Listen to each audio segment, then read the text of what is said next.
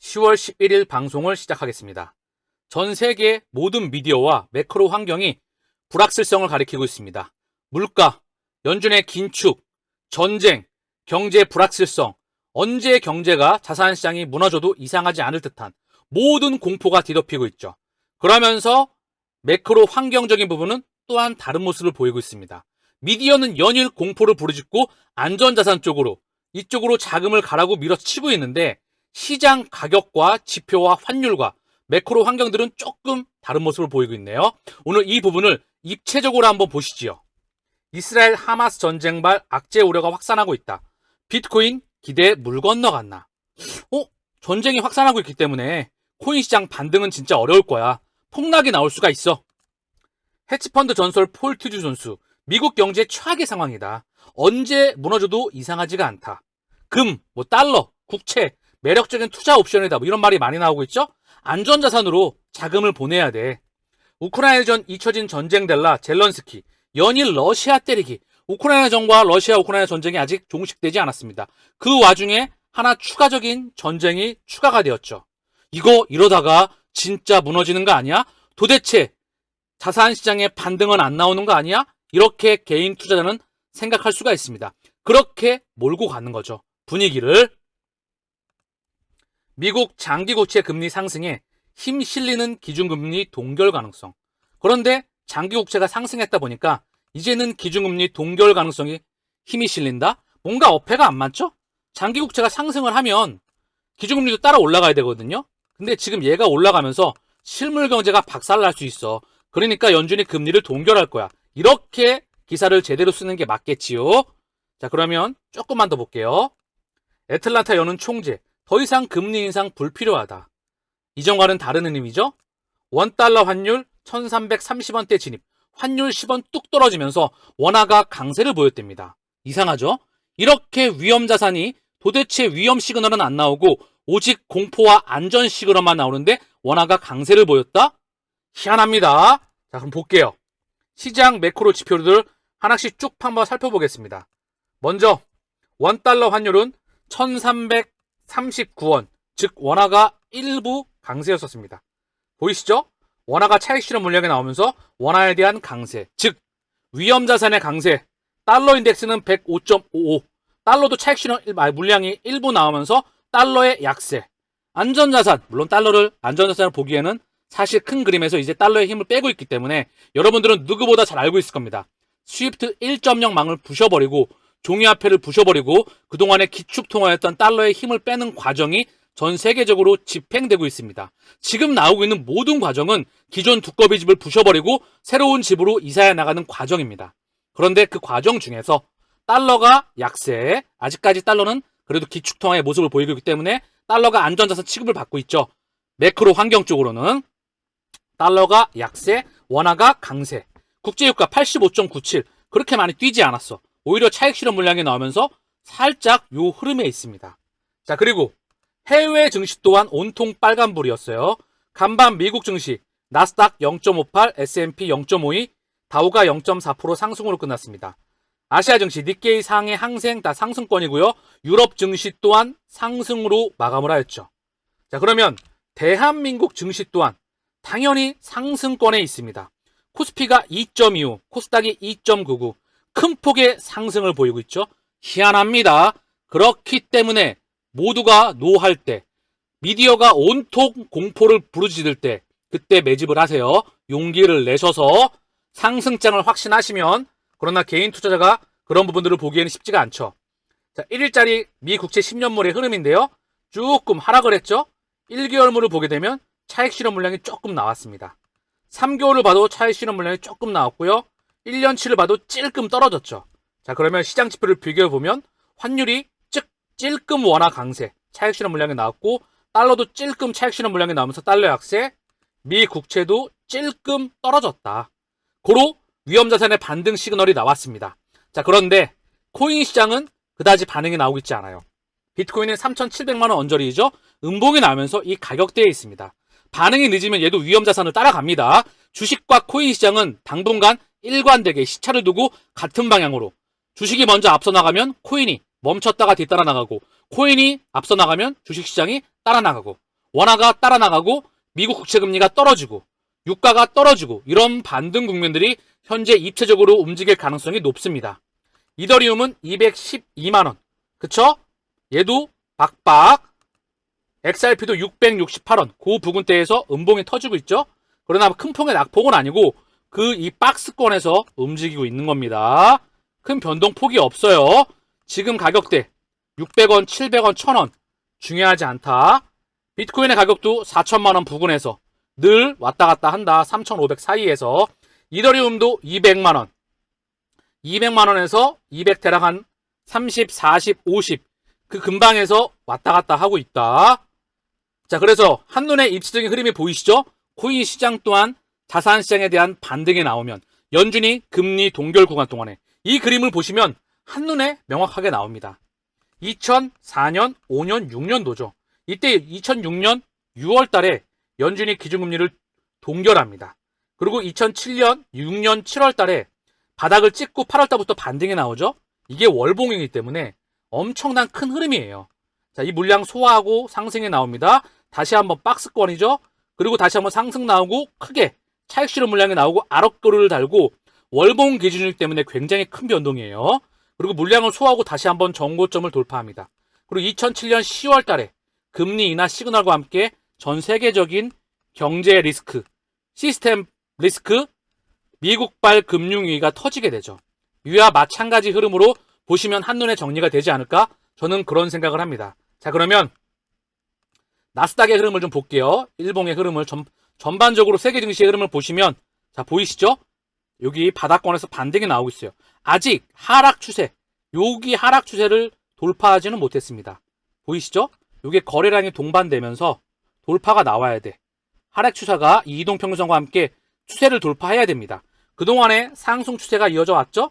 상승 추세가 이어져 왔는데 지금 차익 실현 물량이 나오고 여기서 에너지 응축하고 요 단기적인 하락 추세를 돌파를 해야 돼요. 전 세계의 흐름, 증시의 흐름이 이렇습니다. 나스닥은 반등권이 나오고 있고요. 요거는 기술적인 반등이에요. 그렇게 세계가 무너질 것 같은데 결국 증시는 반등이 나왔다. 미국 국채금리는 하락하였다. 원화는 강세였다. 달러는 약세였다. 희한하죠? 그래 그들의 흔들기에 놀아나지 않으셔야 됩니다. 다우도 마찬가지 흐름입니다. 바닥권에서 반등. 아직까지 얘도 추세를 뚫지는 못했어요. 단기 하락 추세. 요거를 뚫어야 돼요. 이동평균선과 함께. 자, 그럼 S&P를 보겠습니다. S&P. 마찬가지죠. 얘도 바닥권에서 기술적인 반등. 니케이도 기술적인 반등. 대만도 기술적인 반등. 독일도 기술적인 반등. 자, 유로스톡스도 기술적인 반등. 자, 상해 아시아 증시 보겠습니다. 얘는 지지부진해요. 항생도 바닥권에서 살짝 반등 나왔고요. 전반적으로 전 세계 증시가 반등권에 나왔습니다. 고로 저는 하반기 내년도 중반부 기준점까지 상승장을 개인적으로 보고 있는 사람입니다. 뒤바뀐 에코프로 수급, 개미는 손절매하고 있고 외국인은 죽죽판다. 제가 어제 방송에서 말씀을 드렸죠. 에코프로 BM 정말 훌륭한 회사입니다. 2차전지 대장이고요. 앞으로 성장이 끝나지 않았습니다. 다만 늘 개인들은 어떤 모습을 보이냐? 남들이 쳐다볼 때, 예스할 때 꼭 들어와가지고 이렇게 물려가지고 이렇게 물려서 다 떠나갑니다. 그리고 또 급등 나오면 또 호구짓을 하겠지요. 거래량이 터지면서. 그리고 지금 차익 실현 물량이 나오니까 이제 선수들은 매집을 합니다. 제가 다시 한번 정리할게요. 이렇게 폭락이 나올 때 매집할 수 있는 3번 구간, 그 다음 폭락해서 바닥에서 박박 낄 때 2번 구간, 이때가 가장 사실 좋은 시그널이에요. 그리고 개미 무덤 구간이 나오죠. 이때 1번 구간, 이때는 기간이 짧아요. 그리고 상승 나올 때, 이 폭등이 나올 때 개인들은 매집을 합니다. 매집이 아니라 호구짓을 한다는 거죠. 매집이나 표현이 잘못되었죠. 그냥 돈을 갖다 주러. 세력들은, 외국인들은 떨어질 때 모으고 바닥에서 박박 기어서 모아서 이때 개인들한테 물량을 넘깁니다. 그리고 개인들은 꼭 털려서 그지가 되지요. 지난 100여 년 동안 이 문명의 흐름은 반복되어 왔습니다. 에코프로 BM 이 물량 소화하고 다시 갑니다. 다만 많은 기간 조정이 필요하겠지요. 더불어 실적 또한 증명이 돼야 됩니다. 에코프로 BM도 마찬가지예요. 여기에 대한 피해는 온전히 개인이었다. 이 물량을 소화하고 가려면 상당한 기간 조정과 회사의 실적, 성장이 다시 증명이 돼야 되겠지요. 선수들은 이때 매집을 한다. 이해 가시죠?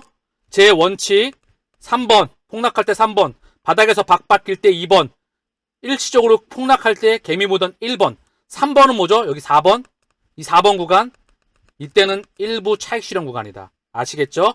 우리의 목표점은 어디다? 이때입니다. 오늘 리플, XRP 가격이 하락한 이유는 이것 때문이다. 내용을 보니까 매크로 환경이 불확실하다 이렇게 얘기를 하고 있는데, 정말 입체적으로 전반적으로 실물 경제와 자산시장과 지표들을 종합적으로 말씀을 드렸습니다. 늘 맥을 짚는 게 중요해서 그들의 의도를 파악하고 설계자의 의도를 파악해서 필터링을 해서 미래를 예측해라. 그게 투자의 핵심입니다. 그래야지만 마라톤을 온전히 완주할 수가 있어요. 이들의 롱락에 휘둘리지 않고 우리 길을 우직하게 걸어갈 수가 있다. CNBC 짐 크레이머, 비트코인 곧 크게 하락한다. 저는 이것과 반대로 생각합니다. 비트코인 곧 크게 상승한다. 그리고 2024년도 중반부 기준점 이후에 퍼펙트 스톰이 다가온다. 일관되게 말씀을 드리고 있죠. 그러나 시차는 발생할 수 있습니다. 자, 그럼 리플 소식으로 돌아가 보겠습니다. 잭더 리플러님의 트위터인데요. XRP는 몇 년 전 스위프트 네트워크에서 성공적으로 테스트되었습니다. 자, 그 근거 자료를 남겨주고 있는데요. 같이 한번 보겠습니다. XRP 페이먼트, R3 코다, XRP 오라클, XRP 세틀먼트, 리플, R3 코다, R3 코다, 그리고 스위프트 서비스, R3 코다, 스위프트 페이먼트, R3 코다, 스위프트 페이먼트, 토큰 타입. 여기 정리를 해보면 R3, 스위프트, 리플, XRP 이들이 테스팅 되고 있다. 당연하겠죠. 전세계 스위프트 1.0의 주인은 미국과 유럽의 금권입니다. 전세계 200여 개 국가 1만 1천여 개 금융기관의 지분을 누가 갖고 있다? 전세계 3천 개의 금융기관이 다 지분을 가지고 있습니다. 얘는 미국과 유럽에 뿌리를 두고 있죠.